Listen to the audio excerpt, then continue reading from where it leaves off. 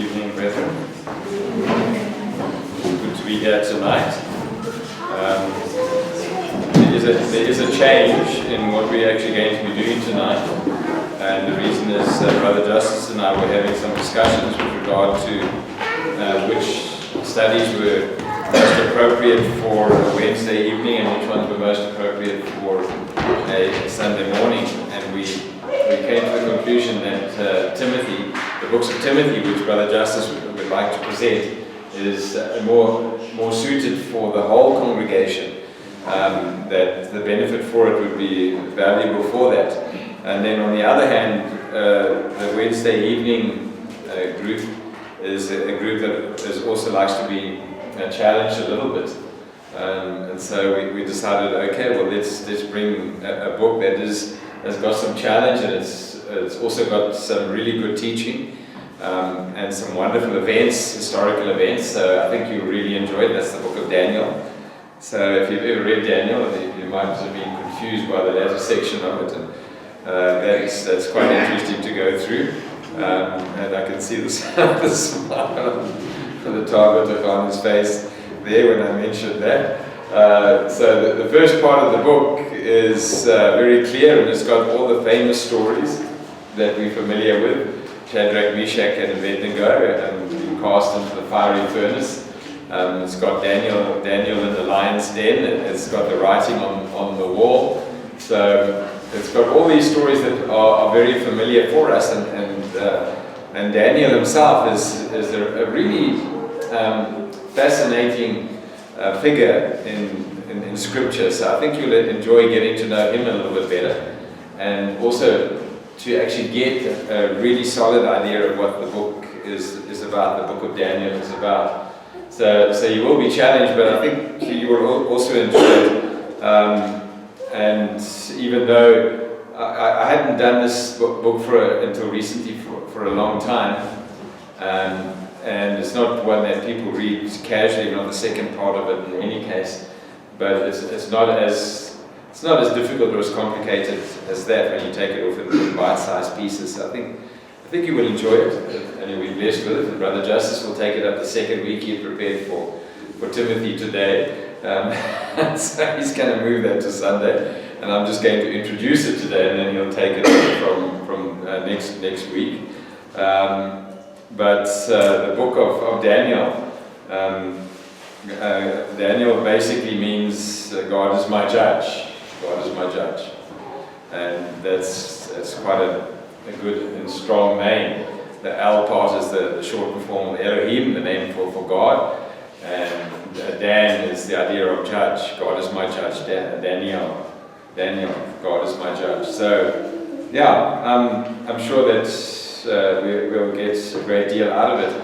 One of the things I want to do, there's some information that's quite good to try and keep in mind with regard to the history period from this point until the time of Christ. And the reason why the history is important is because I would say from my stand, one of the big things about Scripture, and it's in particular it's true about Daniel, is it's very time constrained. It's very time limited, that certain things have to happen within a fixed time period in order for them to be true. And so the actual placement in history for that is very important. And that's one of the values of Scripture, because Scripture is written within the context of history. And so very often you've got this references to this king and this ruler and this time and this event that are actually historical events, that are not just biblical events in the sense that they apply specifically to the Bible, but they're also historical events that helps you to place the Bible in time periods. And so that's very good for prophecy and fulfillment. And Daniel in particular, with regard to that, the prophecy and the fulfillment of Daniel is a huge part of what the latter part of the book is about. The first section of the book will be relatively easy to go through because it deals with those events that occurred with Daniel. in Babylon, and also under Persian rule. So you've got that particular section. But the second half really locks you into a very restricted time frame for the kingdom of God to come. And so because it's restricted like that, it puts itself out there as something that is either true or false. And of course it proved to be true, because that restricted time frame is exactly when the Messiah came and the kingdom was established at Pentecost. And in that specific time period.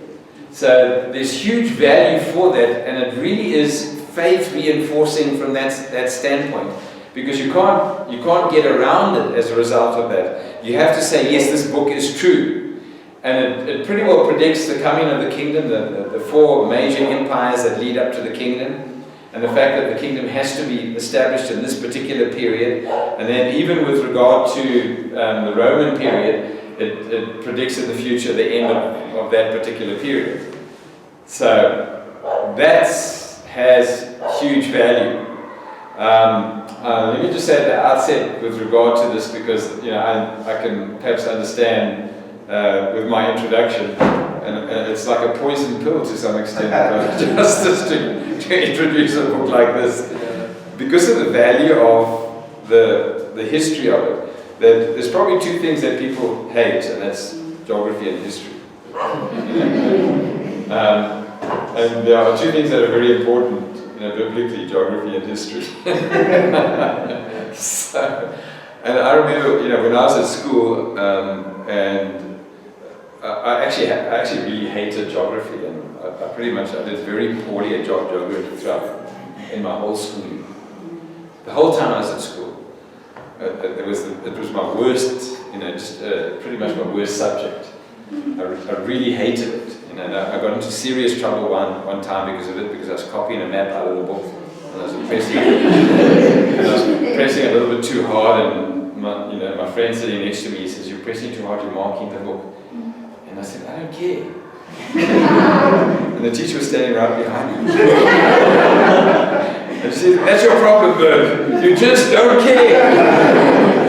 So it was pretty tough.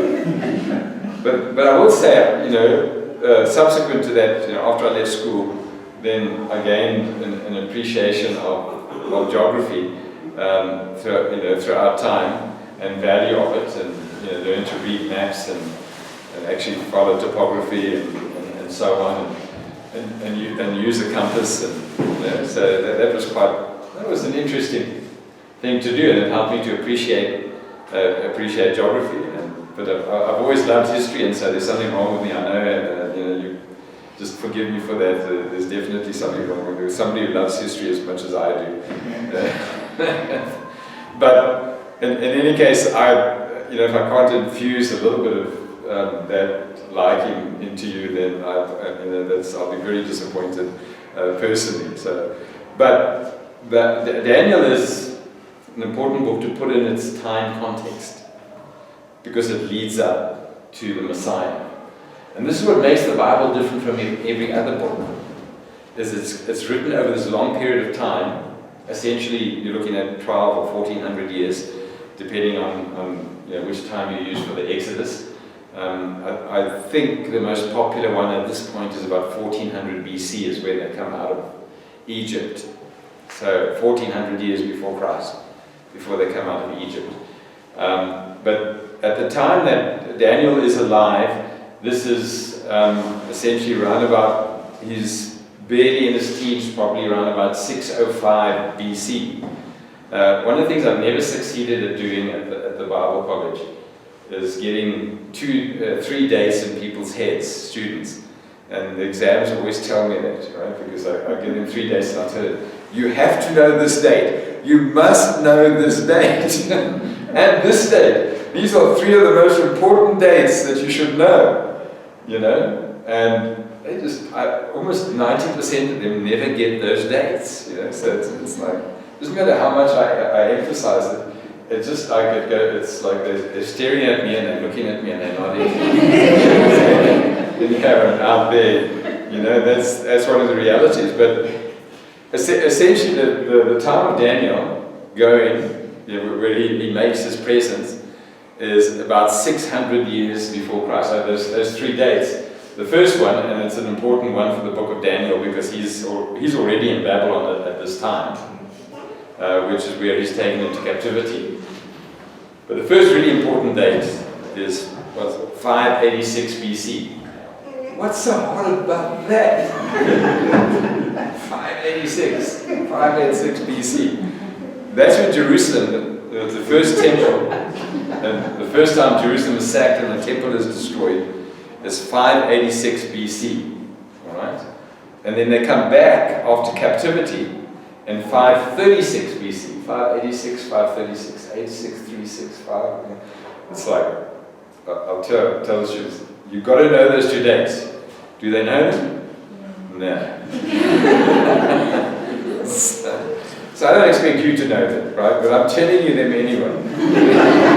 It's like, why am I bothering? I don't know, just because, just some of me just won't give up. I feel a little bit, like Charlie Brown, if you ever watch Charlie Brown cartoons, he's got his nemesis, he's got a little girl who drives him crazy, called Lucy. And she always says she'll hold the ball for him to kick, the American football, so she'll hold it there for him. And he'll run up to kick it, and as he kicks it, she'll pull it out the way. And he'll fall flat on his back. He'll just swing and fall flat on his back.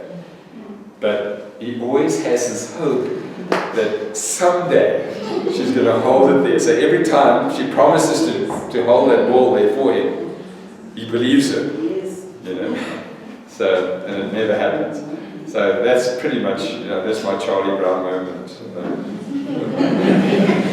Which we got today.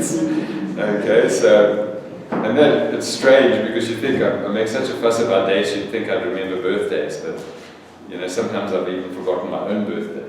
So, but around about the 600 BC, that's an important one. The third date is actually when the northern kingdom went into captivity, which was 722. Do you remember that date? 722.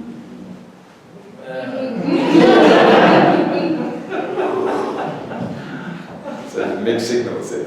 All right, but in any case, you've got Daniel as a very young man, and he gets taken into Babylon the first time, and this is when Babylon is basically the world power, and it's essentially what you would call a city-state, which was very common in those areas because the area where it's located, between the Tigris and Euphrates rivers.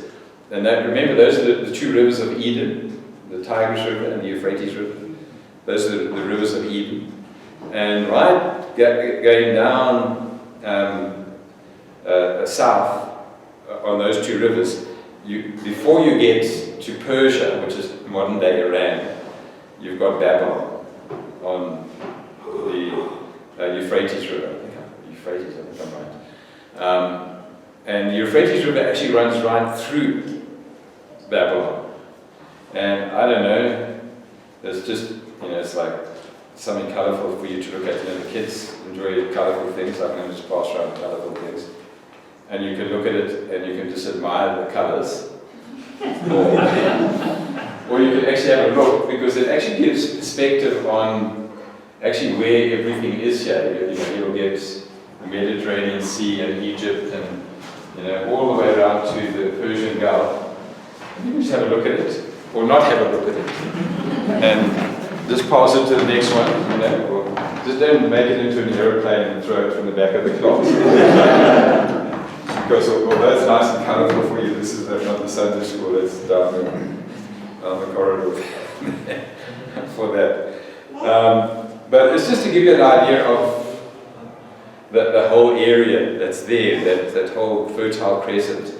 And you've got, where Judah is right on near the Mediterranean Sea, and then you've got the coast of Africa, and then it goes around the Fertile Crescent and the Tigris and Euphrates River, and it goes right down to Syria, or right above, just above Judah, you've got, and Galilee, north of Galilee, you've got Syria, which is still Syria today.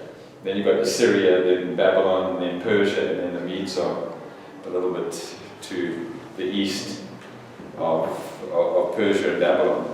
And those are all major powers that have a big impact on this time. Because Daniel's taken by Nebuchadnezzar. And Nebuchadnezzar is the king of Babylon, and he's pretty much the only real king of Babylon that counts, and he rules for quite a long time, about 46 years. And he's significant in Daniel, and we know quite a bit about him, and we know he's the king that went a little bit mad and was in the field eating grass and all that kind of thing. And historically, I don't know what happens, but the scripture says that God made him go crazy. So they had a ruler that went completely crazy in Babylon. They ruled the world, and their leader was out eating grass. Not smoking grass, but eating it. So he was completely nuts. That's Nebuchadnezzar.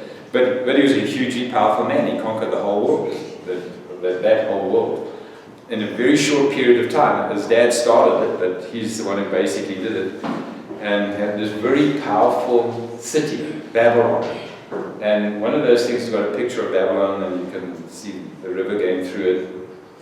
And the walls were so wide that you could drive chariots, have chariot races on the walls. That's how wide they were. You could have chariots racing next to each other on the top of the wall. So it was an incredible city, and of course, some of you might have heard of the Hanging Gardens of Babylon, because he married a Median woman who missed home. So he built what was called the Hanging Gardens, which was one of the 7 wonders of the world, in order to make his wife happy. I don't know if it ever made her happy, but the things that men do to make women happy. So he built the whole hanging garden for her, which had all the plants and trees and the topography of where she came from in order to make her feel at home. So, but even though he did that, I don't know if they ever made her happy, so he might have got all that expense. But he conquered the world, so he had all the money in the world, and he could do whatever he wanted. So that was Nebuchadnezzar. And he ultimately destroyed the temple and Jerusalem and took the whole nation into captivity. And just think how that would be and how that would feel if that was done to you, for example. If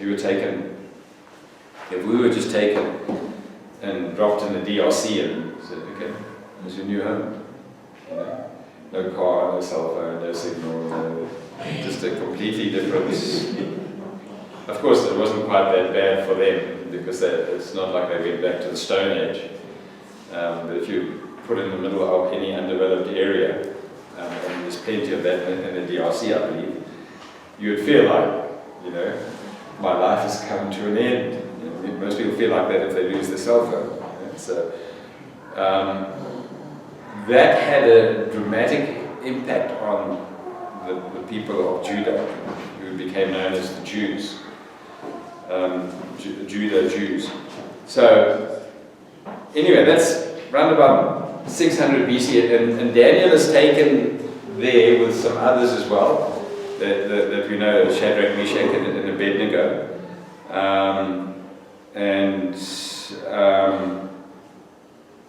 Those three, of course, their real names are Hananiah, Mishael, and Azariah, but they're given names that are essentially Shadrach, Meshach, and Abednego are Persian names. And it's interesting what they did, and this is how Nebuchadnezzar operated. What he did was he took these young men, and they probably were pre-teens when he took them, and he chose them that to be good-looking and intelligent and of noble birth. And he took them into the palace and trained them in all the Persian ways, the language, the culture, the etiquette of the nation, all of that kind of thing. In order, and so to basically pass Persian culture into them so that it could have an impact on the people, the Jewish people themselves. So that was part of their rationale in bringing them out into that particular area. So Daniel gets taken there as a young man, and pretty much that's where the book of Daniel starts. If you look at Daniel 1, I'm not really going to go through any verses in any detail. I'll leave that to Brother Justice the next time. I've been very tempted to go maybe through the first few verses and let you just start with the story and take out the first bit, and maybe I will. You know? So, let's see how that goes. Because I don't want you to droop too much. I'm just looking out and thinking, are they drooping yet? Have I lost them? Let's see if we can keep that going. All right, Daniel's, the type of literature the type of book it is somewhat different. It's like Revelation. And a lot of the symbols in Revelation are taken from Daniel. And sooner or later in this congregation we're going to do the book of Revelation, right? So, and it's a book that if you read, you pretty well won't understand off the bat, most of it. And so it needs explanation. And this is almost background to Revelation, because Daniel, there's basically three books: Ezekiel, Daniel, and Zechariah. The symbolism that's used in these three books is the symbolism that's used in Revelation. So if you know, in particular, Daniel and Zechariah, you pretty much can understand, it helps you to understand the book of Revelation as well. And I don't know, do you want to understand the book of Revelation? Sort of. Yeah, it's worth understanding, isn't it? God intended us to understand all the scriptures. In many respects, looking at symbolism can be, it's quite descriptive.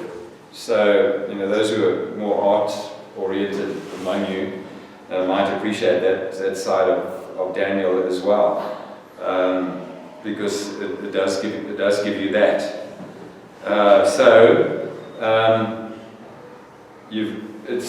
It's what we call apocalyptic literature, and that sounds like a big name. It's used a lot. The apocalypse. Revelation is sometimes just called the apocalypse, and the reason it's called the apocalypse is if you translate apocalypse, you've got Revelation. So apocalypse, Revelation. And so a lot of times it's called the apocalypse, and normally if you think of the apocalypse, what do you think of? Somebody says to you, the apocalypse is coming. What do you think? Anybody? Somebody? Anybody? Anu, what do you think? If somebody says to you, it's the apocalypse is here. Sorry? Destruction. Yes, doom and destruction is about to come upon you. And a lot of people think of it that way, is that's what apocalypse means, but it doesn't really mean that, although we use it like that. It basically means to uncover, to reveal, revelation. And so it is a Greek word. The apocalypse is a Greek word, and what it means is to reveal. And so that's Daniel is one of those books. And look, I think Daniel is pretty exciting. I think Zechariah is pretty exciting. And once you've gone through Daniel, you'll probably want to change and do something different. And then, after a couple of books, you'll probably say, well, how about let's do Zechariah? And then we'll do some other books in a couple of years' time. And you'll say, well, how about let's do Revelation? And that's probably how it will unfold. And, I'm just anticipating Brother Justice. Because there are remarkable books, and also very faith building. Going through Daniel, I've forgotten just how specific it is in its time frame. It just locks it in so many different details, and you can work things out. It's even got calculation of numbers of years that you can take there that actually puts it right in Christ's, where Christ should be at that particular time. And so when you do that, it's like only a book from God can do something like this. And so from that standpoint, it really is very much worth studying. And so he's in Babylon, and a lot of the first few stories are in Babylon, and they're not in chronological order. You'll get one that's out of chronological order. But essentially, it's, as you look at the first verse here in Daniel, in the third year of the reign of Jehoiakim, king of Judah, Nebuchadnezzar, the king of Babylon, came to Jerusalem and besieged it. And the Lord gave Jehoiakim, king of Judah, into his hand, and takes a lot of vessels there and takes it away, and also takes Daniel and a couple of the others as well. Okay, and that's around about 605 BC when that's actually occurs. All right. So what else? I wanted to say a few other things about that. The hardest thing to remember is the last kings of Judah, which you've got three of them: Jehoiakim. I never remember who comes first, Jehoiakim or Jehoiachin. And the last one is Zedekiah.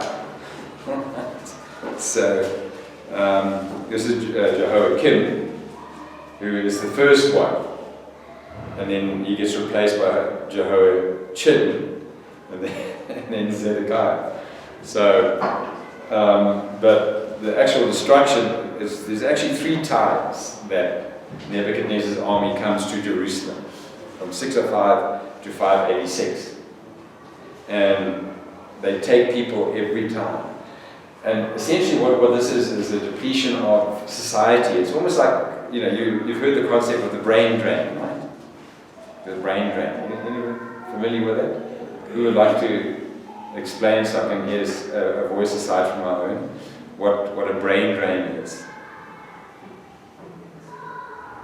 You might say brain drain is just senior Chris Berg present Daniel. The brain drains out of the head. The blood drains out of the head. A brain drain is a concept that a country will lose its best people. That if things are not right within the country, then often the people with resources, with education, with training, with skills, and people who they will tend to move to other countries where they can do well, and that happens very often. And one of the countries that's a huge beneficiary of that is the USA. They often receive the best of a particular country, and a lot of South Africans do that, and move off to other countries and take their skills with them. That's a brain drain. And what effect does it have? It means there's less in that country of those particular skills. And so the country is robbed of some really good skills at a certain point.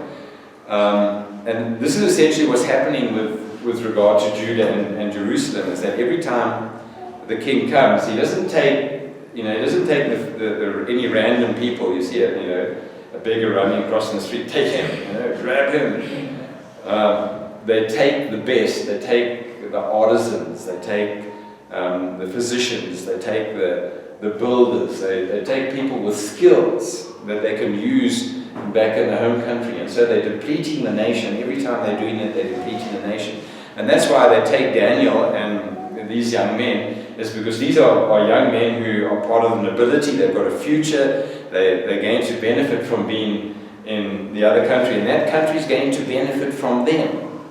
And so the first 2 times that Nebuchadnezzar comes, he takes a lot of the wealth and he takes a lot of the best people. And then the third time, he then destroys the city and takes most of the people. Didn't take the whole population, basically left the poor and the worthless behind. The people that would not be of any use. So if you got left behind, it's like, it's like, ever been in the line, you've been chosen for a soccer team at school or something like that, and you hope you don't get picked last. Okay, you're the last one, I'm going to take you. You get left behind, that's how you feel. But that's essentially what they did, was those who weren't worth anything. So if people think you're worth nothing, you're the last to be chosen, or you're the extra one, and so they say, well, why don't you carry the water? And so your worth has just been revealed to you very nicely by your peers. So they get taken into captivity to Babylon. And Babylon has come to power because they've defeated another major nation, the Assyrians, in 605. The same year that Daniel gets taken is a year they defeated the other world power at the time called the Assyrians. And the Assyrians are the ones who took the northern tribes into captivity. And the interesting thing about that is if you look today on all these major powers, Persia is Iran, and so it's the same people still, right? The Syrians are still the Syrians, and they're there. But the Assyrians don't have their own territory, although they still exist. And the interesting thing about the Assyrians is they were incredibly brutal people, incredibly brutal in warfare. And their whole idea of warfare was maximum ferocity. That was their major tactic, maximum ferocity. So that when they would attack you, they would go raging into battle so that they would absolutely terrify their opponents. So you're standing there and you get attacked by these wild Assyrians who, their attitude, I'm going to cut you to pieces. The idea is to terrify. So terrify their opponent. And they did it very successfully for hundreds of years, but eventually the Babylonians, who were very closely related to them, managed to defeat them at the Battle of Carchemish, where they also defeated Egypt. And after this, neither Assyria nor Egypt is of any real consequence. Egypt basically loses its power from this point onwards in history. Up to this point, they're a major world power. After this point, not a world power any longer. Okay, ever. And even today, not a major world power. So, but the interesting thing about modern Assyrians is essentially they're Christian. In that whole area, which is primarily Muslim, the Assyrians, which don't have their own country, are primarily Christian in orientation. So to me, that's quite fascinating. That this, and of course, they're the ones that are treated in Jonah. And because they're such a brutal people, that's why Jonah really hated them and didn't want to go there, because it's like, you want to send me to the worst human beings on the planet, was Jonah's attitude. And I don't want to go there because you're a merciful God. And as bad as they are, you probably want to be merciful to them, because that's why you're sending me there, isn't it? That's the real reason you're sending me there. That was Jonah's attitude. But essentially, their power was destroyed by the Babylonians, by Nebuchadnezzar. So this is a man who was incredibly successful in warfare, and we'll be introduced to him in this book. And Daniel gets a really good relationship with him. And God, through Daniel, even though he's the part of a conquered people, and conquered people are not respected.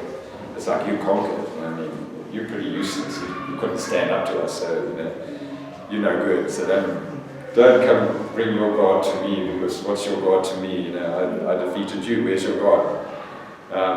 That's basically the attitude. And essentially what God did through Daniel is to show both the Babylonians, Nebuchadnezzar, the kings, that yes, this God is a great God. That he showed, in spite of the fact that you're dealing with a conquered people. And so he came to respect both God and Daniel, his servant, as a result of that. And that's part of the theme that you're getting in Daniel, is God revealing himself to the powerful and showing that regardless of the fact that these are my people you've got under your control, I'm more powerful than you are. So don't even forget that. That's the idea. And so he gets respect from these kings as a result of that. Okay, so that's one of the things that you'll get revealed in the book. And to me that's an interesting point, because isn't that the way it is today, if you think about it? Is that if you look at Christians as a whole, you wouldn't say that the Christian faith as a whole is very highly esteemed throughout the world. I don't think I would say that today, that the Christian faith is highly esteemed throughout the world, although there are a lot of Christians in the world. I think there's a billion or more who follow some form of the Christian faith. But I wouldn't say it's highly esteemed. But God still shows through Christians to the powerful and otherwise that He exists and He can overcome. So that's one of the ways which God has operated by history, and that's one of the things that we should also have. We should also have confidence that that is the case. I love to lean on things, and one of the hardest things is to have this. And I understand we've got to have a corporate like this because you've got to dismantle it. But it's also one of the hardest for me because I'm a real leaner, and you just cannot lean on this book. So one of the hardest things. All right. One of the other things about Daniel, which is quite fascinating, is that from the Old Testament is basically written in the language Hebrew, but Daniel, from chapter 2 to chapter 7, is written in Aramaic, which is very closely related to Hebrew. So when I look at Aramaic and I read, I can pretty much follow it because it's similar to Hebrew, although a lot of you pick up the differences you read. I can recognize the differences as well. But they're very closely related as languages, and this is when the people of Israel themselves changed languages when they went into captivity. They changed from Hebrew to Aramaic very quickly. It's just like the Irish. It's one of the weird things about the Irish is that the Irish were not an English-speaking nation until the English properly conquered them. And they basically spoke Gaelic, one of the Celtic languages.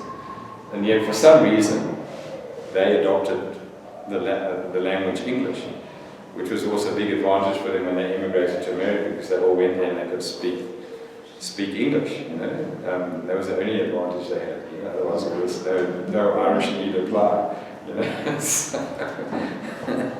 But the switch from Hebrew to Aramaic occurred during this period, and Daniel is one of two books that's partly written in Aramaic, from chapter 2 to chapter 7. It's written in Aramaic. So chapter 1 is written in Hebrew, and then from 8 onwards it's written in Hebrew. But in between, it's written in the Aramaic language, the new language of the people of Israel. And I haven't personally figured out why that would be the case. It just is. It is what it is. So at this moment, that's the only answer I can give. Why those chapters? I don't know if you've got any ideas. If you can remember from your studies. But from my sort of examination material, it's just like, Dookie, it is what it is. And I don't even know if you're listening to me, Dookie, but it is what it is. Okay. All right, so that's what Daniel's about. And most of these stories our kids know very well. And, I thought the kids were being taught that on Sunday, because I heard they were being talking about lions, and I thought Prudence said Daniel, but she said David. So I was thinking Daniel in the lion's den, and that's one of the songs I always remember from Sunday school. Daniel, Daniel, Daniel, Daniel. I'm not going to sing it, I promise. So it goes to Daniel in the la la la la. So, Daniel in the lion's den, and these are fascinating events that teach a lot. They're very big teaching ones. And we don't really teach them to adults at all, although they have a very adult orientation. And we don't teach the kid all about the Daniel story either, because then we'd really shock our kids if we taught the whole thing. But essentially, they offer us as well, and we can learn a great deal from them. All right. Let's see what else I wanted to tell you. I know I've been very apologetic tonight, because I know that this is the kind of stuff that people don't really like that much, but it's kind of necessary for you to understand and appreciate where Daniel's coming from and the timeline that's involved and what that means for the Christian faith, because it's a major thing, because this is a book that's telling you about the kingdom. This is a book of the kingdom. So this is a book that's talking to people who have no kingdom. They have no kingdom. They're in captivity. And to this people that have no kingdom, it's telling them about the kingdom of Christ. This kingdom that is going to be established, that will never end, of which they are going to be part of. And so, a very important book with regard to the coming of the kingdom. So, let me just have a look at the notes I've got. Make sure I've given you everything that I wanted. And yeah, I pretty much have. Alright, so I'm just going to give a couple more points of it. So Daniel basically serves the kings of Babylon right up to the destruction of Babylon. And we've even got a story right on the night that Babylon is invaded and destroyed by the Persians. But Daniel is not killed on that night. And he goes on to serve Cyrus. And so we've got this move on from the kings of Babylon to the kings of Persia. So he actually serves two major kingdoms. And so even though Babylon is defeated, it's not totally destroyed, and Daniel also serves there until the first year of King Cyrus. So that's Daniel. And the book is probably written around about 530 BC.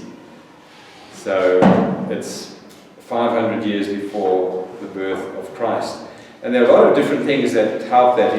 The very fact that this is a book that predicts a very broad historical theme. In other words, it predicts 3 successive kingdoms that are going to come after Babylon over a period of 400 years. Now that's an incredibly remarkable thing. Okay? To predict in that scope 400 years and 3 major kingdoms. And it identifies, it actually describes the kingdoms as they actually become. The type of kingdom that the Greeks were, the Persians were, the Persians first, then the Greeks, and then the Romans. It actually describes the type of kingdoms that they actually were. In descriptive poetic language, of course, in what we call apocalyptic language. In other words, it's not direct speech, but very symbolic. But it describes the type of nations that they were over 400 years. Now, we don't even know what's going to happen tomorrow. We can't tell what's going to happen the next day. Otherwise, we'd probably all be rich, right? You put your money on the market on the right place, and we'd all be rich, And most people who dabble in the market lose money. Most people who get onto the stock exchange lose money, all right? Because it's a pretty... and I follow certain things, like I follow the dollar, rand, and I always listen to what the experts say about the dollar and the rand and where it's going and what's going to happen. And you know what? They say some very intelligent things, but they don't have any more of a clue than I do. And I've followed them for 20 odd years.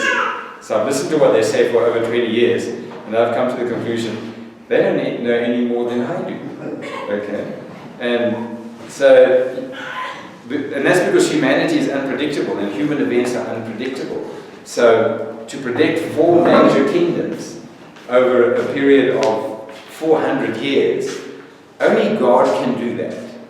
And to describe those kingdoms accurately, only God can do that.